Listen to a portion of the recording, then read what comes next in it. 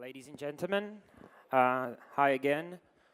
Let me kindly ask you to come forward, come have a seat. We have last keynote speaker in front of us. The topic will be co-working, creating a global workplace, and I would like to introduce our speaker. His name is Cooley. He's the Chief Innovation Officer at Evelo. He has years of experience with co-working spaces, and he will be talking about how to redefine global workplace. Chris, please. Come on stage.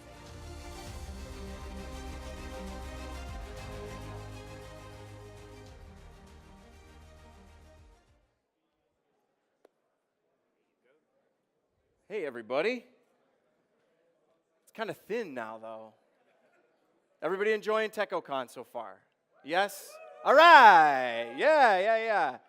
Can you tell by my accent I'm not from around here?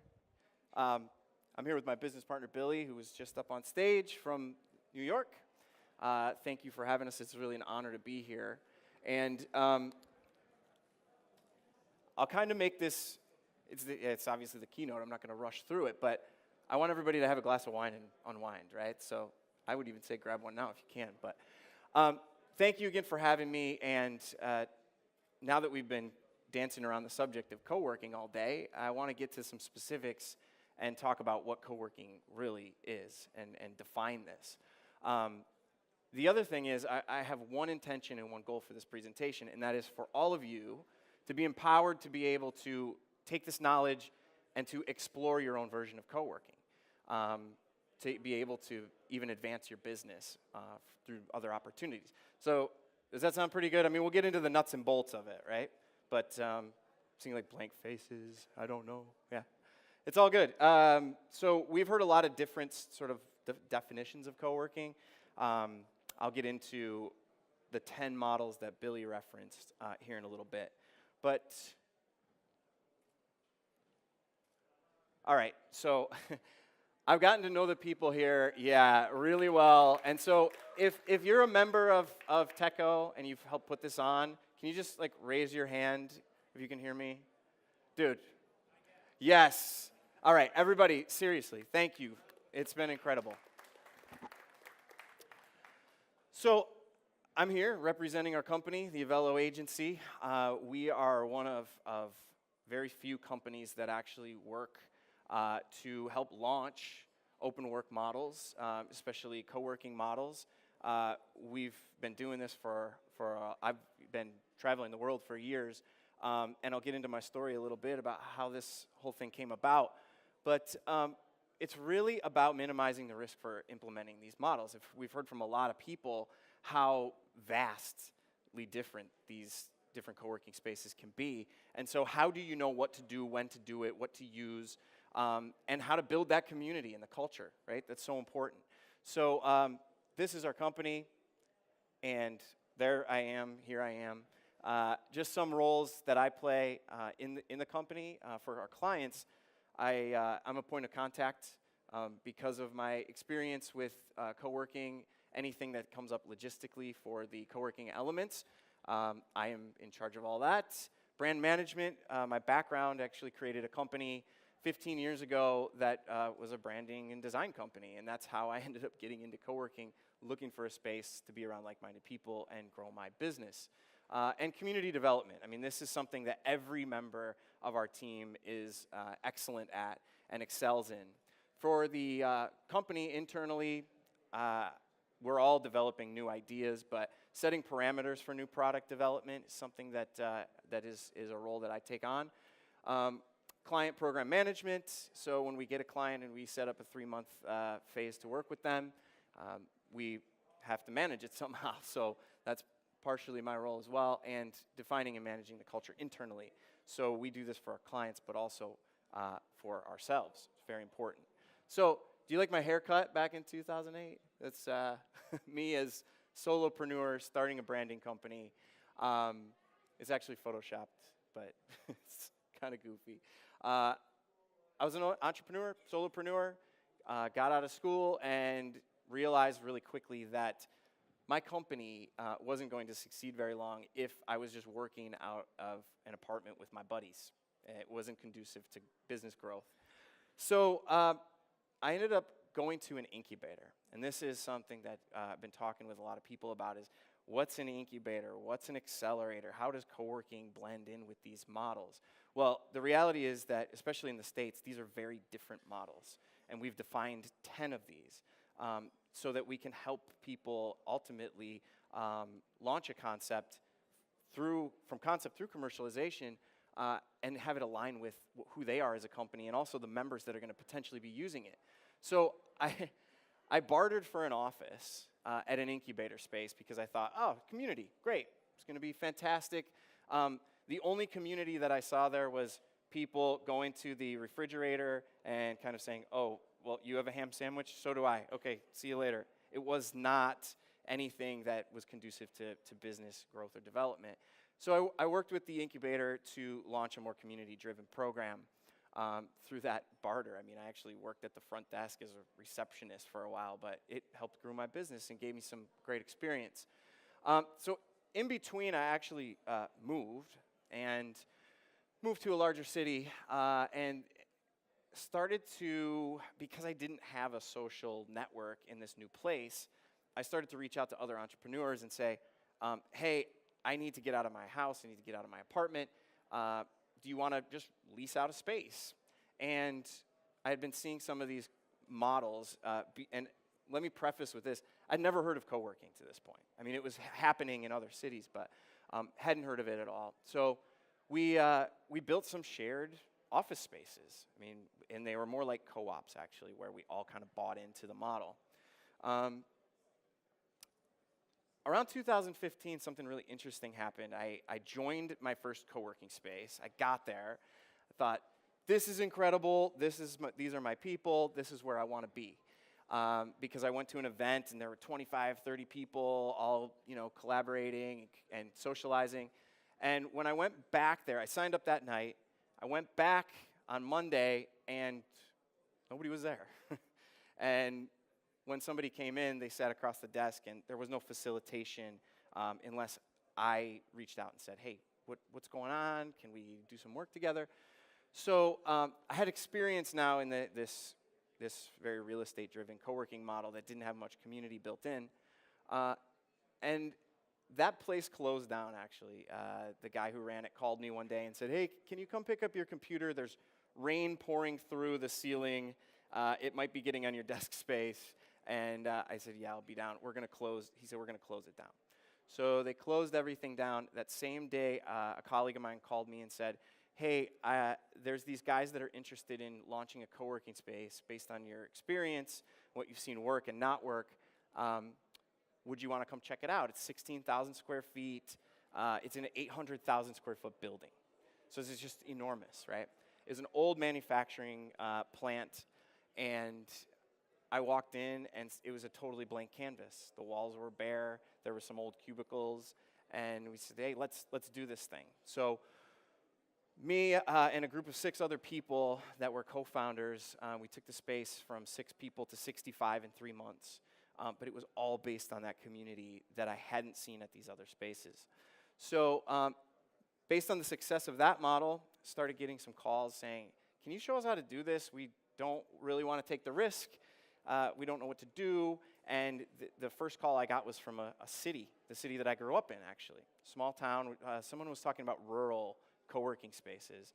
And so all of a sudden there's this opportunity for me to use my expertise and knowledge to be able to deliver a really successful model based on launching it from the city. So we'll get into that in a minute. There's opportunities there. So all of a sudden there were more local spaces calling saying, hey, can we do this? How can we do it? And that's really when the idea for the co-working consulting started. And that was right around the time where I met my now business partner, Billy Rue, a good friend. So him and I got talking and said, look, there's a model, there's a need for this. Do you want to start working on it together and see if we can develop some models that can be beneficial for people in the long run? And he said, yeah, that's why we're here today, right? And the interesting thing was, I had to make this decision, right? I was an entrepreneur. I started this business. It was, at the time, very successful, running smoothly, and I just turned it off because of and we're seeing this here today, people wanting to know more about this topic. It's progress. So made a very conscious effort to transition into more of an agency model where we can help these open workspaces launch. And so 2016, did a TEDx talk. You can look it up on YouTube. It's an overview of these two sort of different models of co-working. That was very an amazing experience. If you want to know about TEDx, I can tell you all about it. It's kind of crazy, the process that you go through. Also got interviewed by USA Today because of this group that we started. It was a virtual network of co-working community managers and owners from all over the world. So around the same time, I traveled London, Germany, all over the States, Spain, and started talking to managers and owners of co-working spaces because we were running a couple, and just to share ideas and say, what do you guys do? Who do you connect with? How do you stay up on trends? And all of them said, we don't connect with anyone else. We just try to learn it on our own. And it's like, wow, how's that possible? We're talking about collaboration for all these people, yet at the top level, nobody's doing it. So I just kept in contact with all these people and said, well, if we run a virtual meetup every month, would you join in? We'll have some topics, and they did. And this Co-work University gained some traction. USA Today did an article and tapped into our network to list the top 10 co-working spaces to visit in the US. And the really interesting thing was this started to grow because people just were in need of this peer support group. So at the peak, we had 75 members in Co-work University and represented 20 countries. So it was truly this international movement, and that's where we also started to say, okay, this isn't just a localized thing, this is a global thing.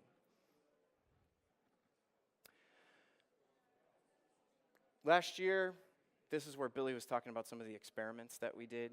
3 months, tried a very community-centric co-working space, bare bones amenities, and we also created some pop-up co-works. So has anybody ever heard of pop-up co-working? No.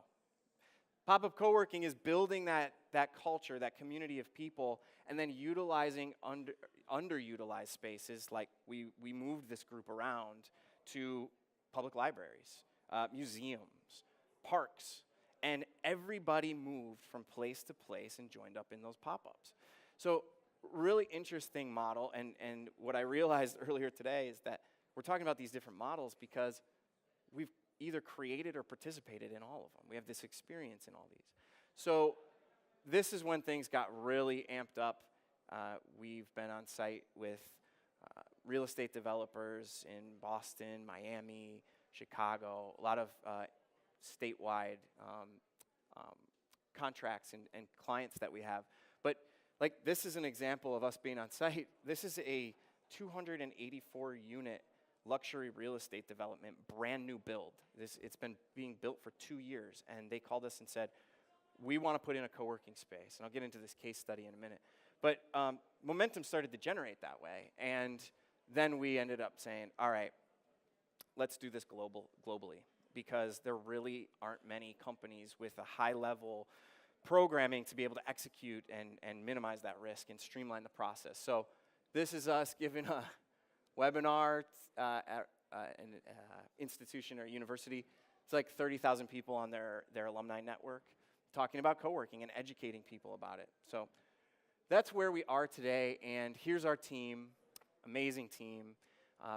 Billy and myself sit on the executive team, and then we have faces all over the States and local, and actually one of our team members, Anita, is here from Budapest. We have researchers, we have analysts, we do feasibility studies, we have branding people, we have PhDs in community development, community building, and social behavior. So IT systems architects, political liaisons. This is David Simon.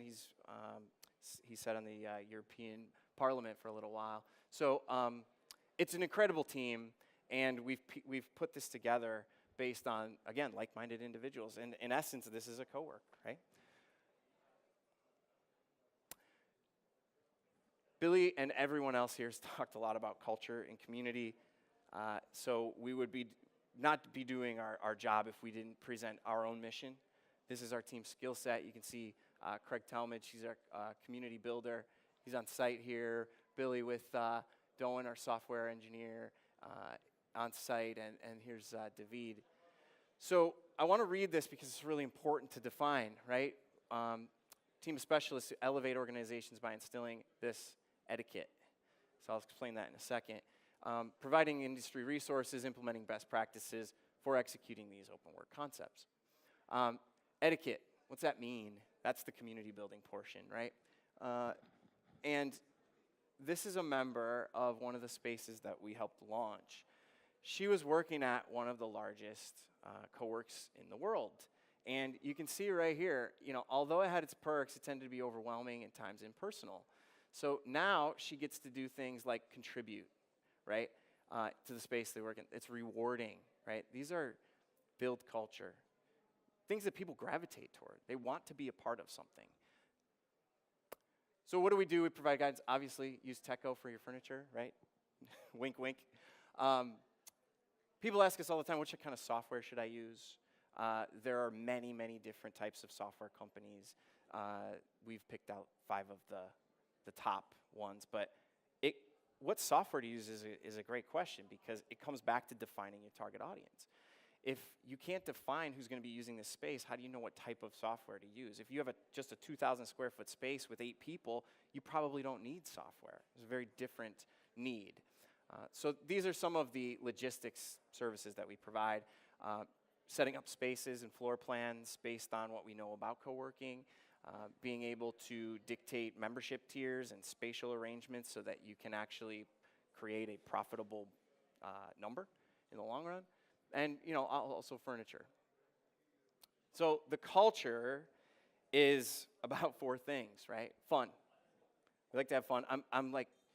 I haven't written on the slide yet, but I'm getting close to that. Fun, excitement, these things lead to engagement. And so this is part of our philosophy and what we do internally to be able to guide our team members, ourselves, and the companies we work with to be able to grow. And this is a critical part as well. Be yourself. Embracing who you are and being aligned with that in your definition of your mission and vision, it starts to eliminate the competition because nobody can actually beat you, right? So teaching that and bringing it into a unique model is something that we thrive off of. So this is a list, talked a little bit about it already. Cowork University was a virtual peer group. There's no cost to our members, 75 people, 20 countries, and the people that were included were Cowork managers and owners. The international consulting piece, and this is something we'll get into in a minute, with case studies. So we've worked with cities and municipalities. We've worked with corporations. We've worked with real estate developers. We've worked with individuals. Each one of the benefits of co-working for these different industries is very different. So I want to get everybody thinking a little bit about what you could do in a unique way to actually launch a successful type of co-work based on what you want to do in the long run. So we've worked with a lot of clients in the last 18 months since we've launched this agency. 1 million square feet of collaborative co-working spaces. It keeps growing every day. Press coverage, we've done TEDx, USA Today. We've also worked with Ivy League colleges. We've been published in papers through Cornell University's real estate department. Like I mentioned, the webinars, radios, podcasts. So the benefits of this are, again, minimizing risk, shorten those timelines, and streamline management and operations. This is how we do it. So we just 10 years experience, and we created this 9-step model, right? So big items, create consistent culture, measurable results. Continual assessment. We really look at ourselves as more of a partnership role. We actually interview all of our clients. because this isn't just a consulting gig. We don't just hand over a packet of material and say, go figure it out. We actually have resources, industry resources that we collaborate with to be able to provide that efficiency, cost analysis, so actually building out a business plan, market differentiation, who is that target audience and are they around your location? Something that we use, Billy mentioned an app that we developed, and that's something that we use as a tool to get into that market differentiation. Orderly progression, there's always a launch sequence. We've done this quite a few times, so we can build out a really customized version of that based on some 3-month commitments, 6-month commitments, 18-month commitments. Population statistics, I mentioned we have analysts internally in our team, so we can pull demographics. The sales portion, ends up being the app as well that we've developed that can be public facing. And policies and procedures, a lot of people ask us, well, how do I know how to set up the intake, the onboarding process, the community building methods? So we've got this all covered as well. Today, enough about us and what we do. I want to define what co-working is. We have a philosophy of co-working that's pretty unique. The international co-working trends, workplace strategies, the future of co-working, and we'd like to give you a little gift at the end. So, good? I know, it's a long day. So, it's critical to start with a definition. A lot of people are throwing this word co-working around. It's becoming mainstream, it's becoming a brand name. A lot of people are associating it just with the larger models, the bigger international brands. So we actually start with this word open work, and we define open work as modular, flexible, activity-based team configurations, right? So bringing people together in a way that is very organic. To achieve greater efficiency and cost optimization, I've heard a lot about this with the corporate co-working over the course of the day. And these models have to be organizationally implemented, not just haphazardly pieced together. So there's an intention behind all of it, with a goal of peak participant performance. That, again, is a theme that we've been hearing over the course of the day. So here's the deal. Open work is the top part of the umbrella. We like to think of co-working as part of that. It has more to do with the physical space. But there are all these other elements that go into building a really successful open work model, which co-working happens to be a part of, right? So under the open work umbrella, you have these different points that are just as important as the co-working or space aspect, right? So programming, defining that culture, measuring. We've all said it's kind of difficult to measure productivity, but there are other creative ways of using measurement tools to provide the data collection needed, create participant buy-in, and ultimately launch a co-working space or facility, right? So each of these are important under this open work umbrella. Here's the big one, right? Here's how we define co-working, and it's something that we tell a lot of people who are looking for co-working spaces is, when you go into the space, do they have a culture and do they explain to you what co-working is? Because if they don't, then it's lumped under my belief of co-working versus yours, versus yours, versus yours. They can all be very different. Another word that gets thrown around a lot in the industry is community. Yay, everybody's got community. Well, unless you've defined community, it can be a very different thing for all of us individually.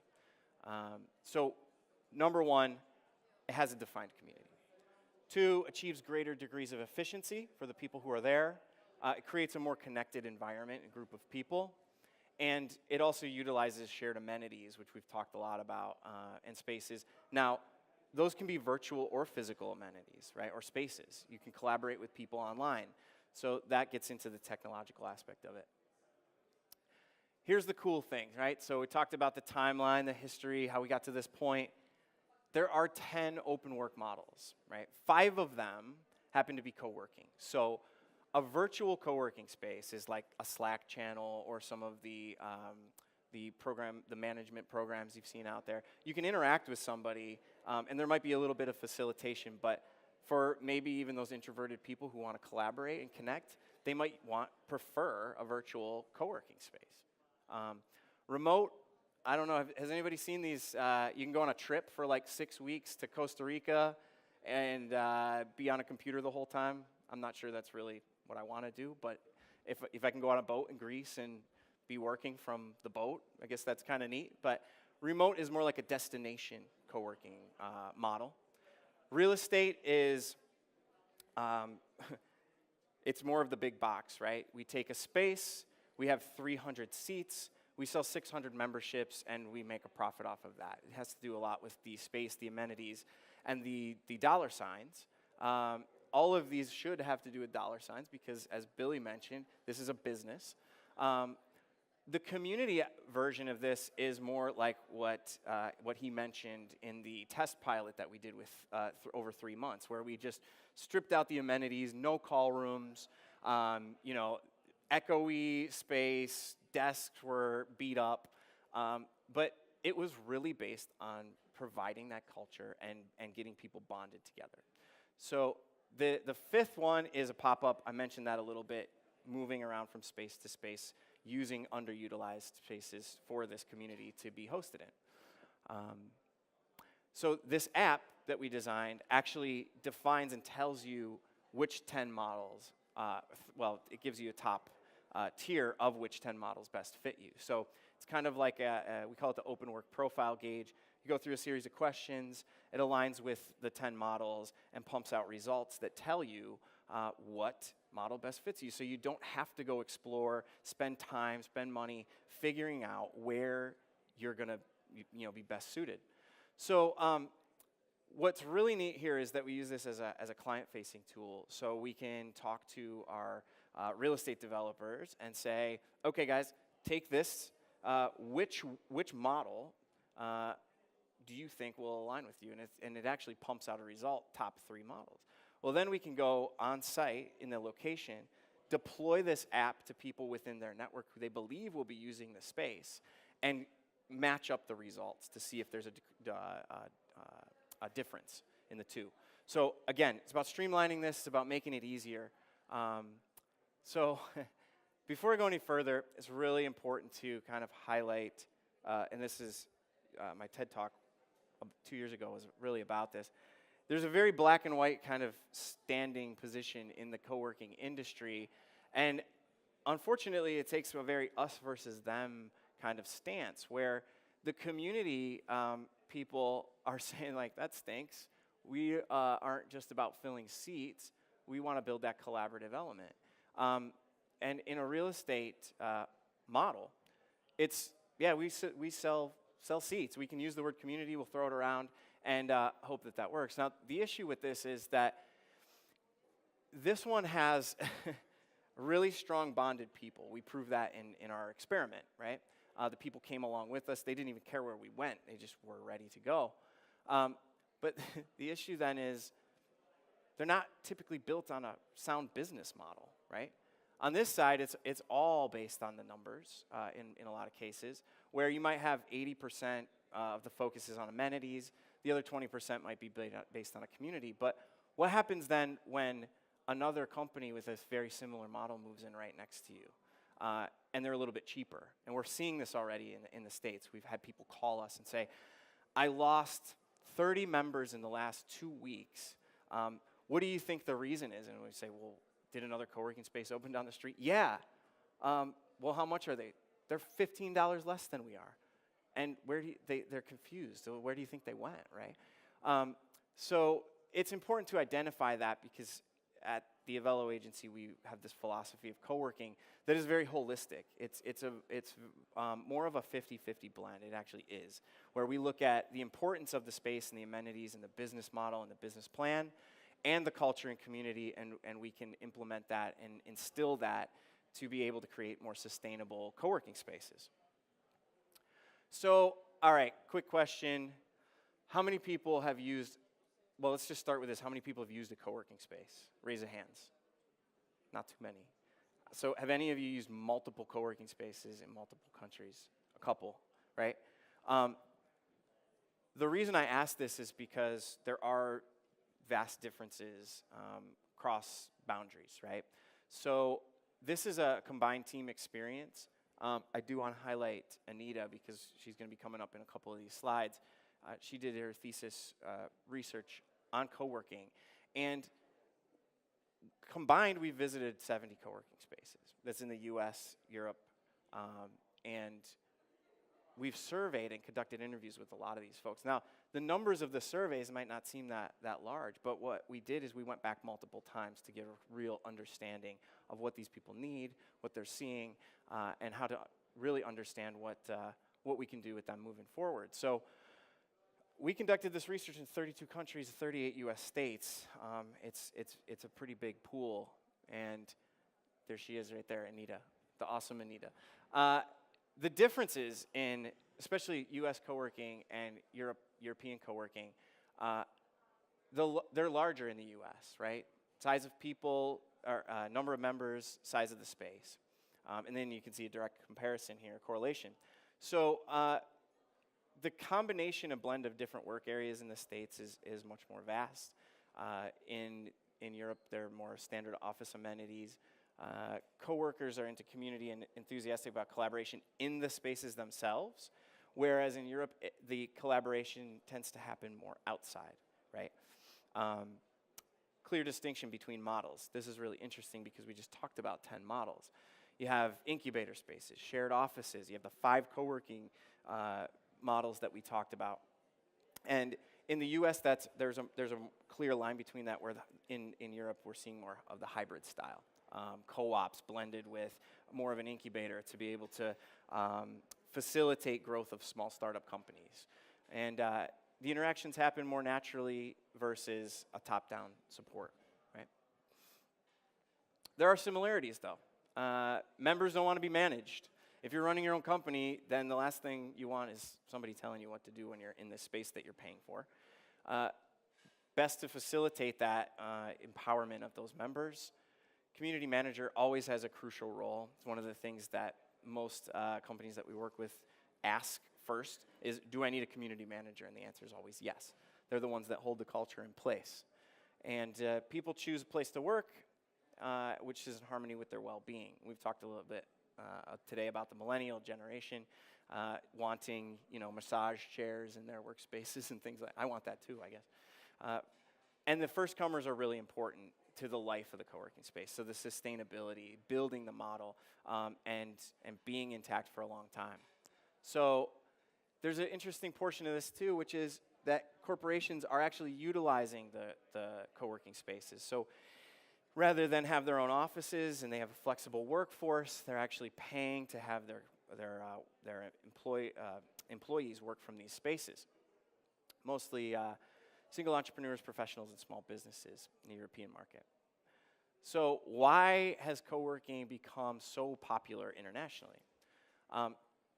If we get to the root of this, and I don't think anybody's quite talked about this in detail today, is it's technology, right? It's like we are able to work from anywhere. And 5-10 years ago, the whole co-work university wasn't possible, right? Or it wasn't possible in the way that we did it with 75 people. So there's all this flexibility. I can work from anywhere, and the more the technology grows, the more this industry continues to grow. Who benefits from this? These spaces, digital nomads, and these are trendy words: future of work, digital nomads. The reality is that some people like to work from the beach, some people like to work from home, some people are solopreneurs, but these models cater to those folks because of the technology that allows them to work from anywhere. This is a stat that's been thrown out there quite a bit. 50% of U.S. workforce by 2020 contract workers. Again, proves the movement, right? This is a 3.8 million.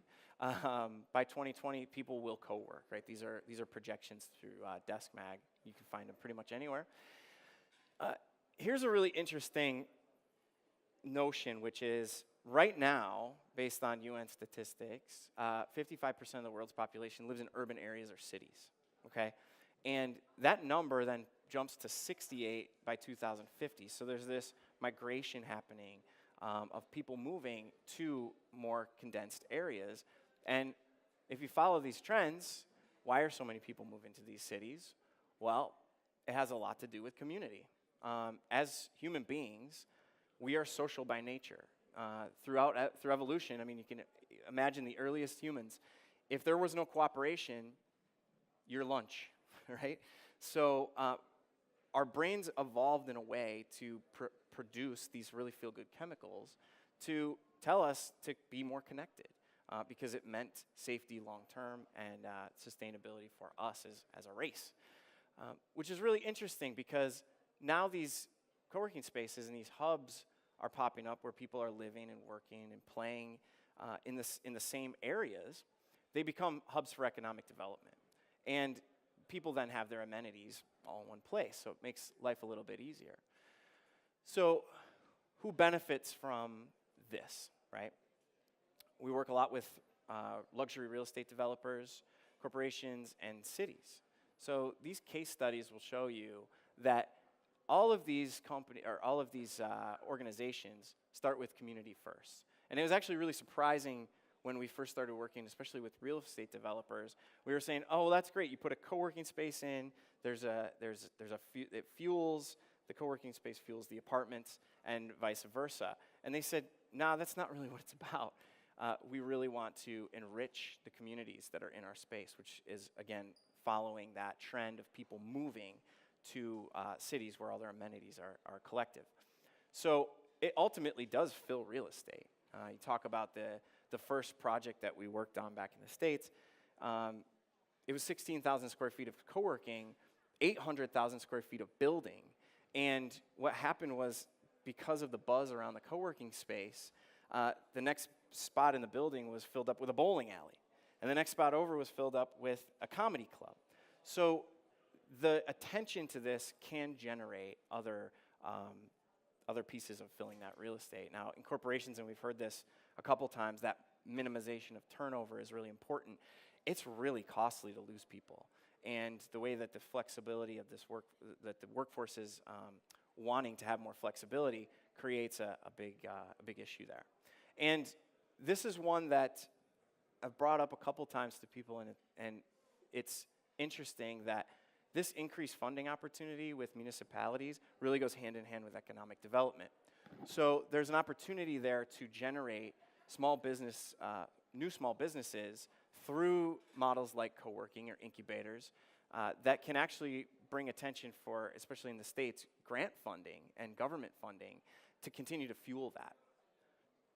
So here's a group that we're working with. The long quote, but it basically says exactly what I just mentioned, which is, shared office concepts and cutting-edge amenities, they want to include these in their luxury apartments. But it's the communities that they develop that are most important, right? Because people who are bonded to a place stay longer. And they feel like they're part of something. So here's the order of the pieces that go along with starting with people for these developers. If you connect individuals, you get more human interaction. Human interaction binds that social fabric. The project then can gain attention, and the amenities are then catered to the current and future workforce. What's really interesting about this project is the company that we worked with, we found that a third of the people that are living in those apartments are actually working from home. So it's really a progressive thought to not just have a gym for them to work out in, but also to have a co-working space so they stay in that location. Typical co-working model, this is very overly simplified, but it gets the point across. In a typical co-working model, it's we need people to fill this space. That's how we break even. We fill the space, and that's the end, right? In this developer model, again, the customers are utilizing, the co-working customers are utilizing the apartments, and the apartment customers are utilizing co-working, so it becomes this cyclical piece that's fueling it. Again, this is a great quote. It's about organic synergy, which is evidence that today's workforce has evolved and their lifestyle needs. Live, work, play must be met, right? Very progressive mindset. So for companies, when we talk about open work, there's this turnover, right, that's happening. And we have been working with a company and doing some research and uncovering some big issues that they're experimenting with these facility types, these open work models, and they're going really, really wrong. So they start and put in a shared desk and try to get people to use it. Nobody does. That one didn't work. You know, put in some glass booths and nobody uses them. So it's proven to be very difficult to get people engaged in these models without the proper guidance. So you connect the culture, you get more trusting coworkers. That trust leads to more sharing ideas. You get employee buy-in. And then, again, you cater to that next generation of employees. So, again, simplified version, but you get the gist. So, in a typical corporate model, assign a task, complete a task, assign a task, complete a task. It can be repetitive, and that linear action we found creates a bit of turnover. So, in an open work model, the tasks are assigned, the employees complete them, but there's a set of parameters, right, that are set up, and it becomes much more of that organic sort of get your job done, and you will have the flexibility. Another one of our team members, we've done some interviews with Craig, and he comes from an academic background, but has his finger on the pulse of open work from a corporate standpoint. So if you want to check out videos, there's a Evelo YouTube page, and some really good content there, but people in your company are the ones that you need to cater to and elevate. If you want workers to stay at your company, build relationships. Theme. Benefits for cities. So again, this is something kind of unique, and this was in a town, rural area, my hometown actually. The whole point of this was to create these community startups, right? So small business development spreads out the risk for a city rather than have one big industry player, because if that player collapses, then your economy does with it. So it's in their benefit to be able to basically create these small startups for the longevity of the city as well. And really interesting that, again, progress. They took this approach, they realized the trends, and what it leads to is potential funding attention, right? And in this case, the city was actually awarded $10 million, which for a small town is a big number, and because of programs like this, these really innovative programs. So the other piece to this is they renovated a vacant space in the downtown area, and so this building had sat as an eyesore for 25 years, vacant. It was converted then into a co-working space on the bottom floor, which we helped facilitate. And then above, they had luxury apartments. And what happens there is you get these collaboration and amenities that are combined. You have growth of businesses, and then here comes the benefit, right? Because you're getting the attention from investors and government. Then you have proven sustainable business growth. So it increases these funding opportunities, and we're actually finding this internationally now through our team member, David, who has been doing some research in other, Slovakia is one of the countries that found these government initiatives are starting to pop up. So here's the space. You can see it looked really great and like welcoming, not really. And what we ended up doing is launching this really incredible space with some local designers, interior designers, branding people. And what came out of it was really interesting is the people who ran the community were putting up flyers about business workshops. No Facebook, no technology, old school flyers on the windows. And the people that were coming in were small business owners from a very different population than people who are paying, the $150 or $250 in this case. The folks that were coming in really didn't have the money to be able to pay that, but the city's initiative is also about diversity. And so these people were coming in to learn how to build a business plan.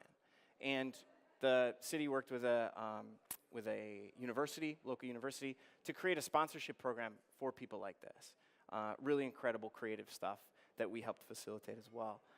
But you see, like, the space ends up getting utilized in much different ways than it does when it's looking like that.